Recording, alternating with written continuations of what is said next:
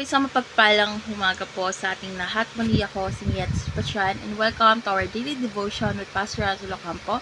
And today is April 15, 2026 and our topic is all about why is it wise to serve King Jesus.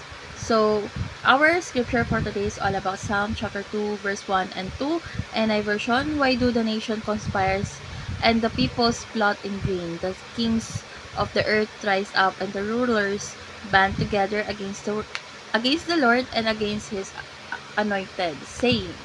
So, sa Psalm chapter 2 shows us a powerful picture of the world in rebellion against God's nations, leaders, and people chose to go their own way, resisting God's authority. But here's the truth.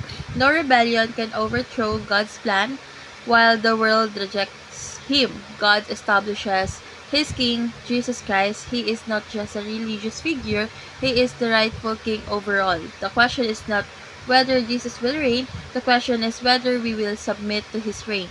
Because in the end, every knee will bow. That's why it is not only right, but wise to serve King Jesus.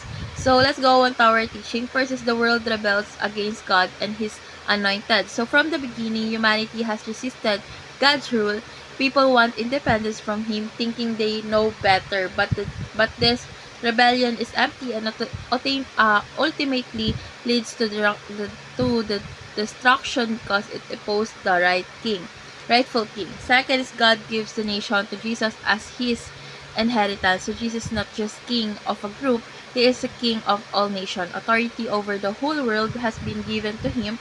This means that His rule is universal and no one is outside His authority. And last is the nation may either serve the son or suffer his wrath. So there's only two responses: surrender or rejection. Serving Jesus leads to life and blessing, but rejecting Him leads to judgment. This is not just a warning; it is an invitation to come under His gracious rule. So let's go on to our application. First is explore the Messianic Psalms and grow in your knowledge of Jesus. So the Psalms reveal who Jesus is, His kingship, His suffering, and His glory. The more you know Him, the more you will desire to follow Him. Second is be wise by serving the Son, be warned by fleeing from His wrath. True wisdom is not just knowledge, it is obedience. Choosing Jesus is choosing life. Ignoring Him is choosing separation from God. Last is celebrate the reign of Jesus with reverence and trembling. Serving Jesus is both joyful and serious. We celebrate His love, but we also honor His authority, worship Him with both joy and humility. So let's go on to our discussion. Why is it wise to serve King Jesus? Why it is foolish to ignore Him?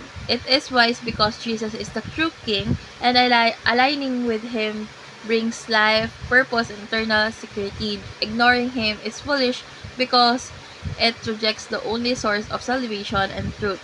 In the end, everyone will face Him either as Savior or as Judge. Wisdom chooses Him now.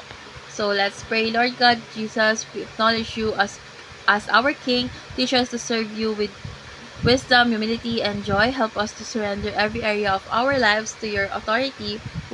May we live in a way that honors Your reign. In Jesus' name we pray. Amen.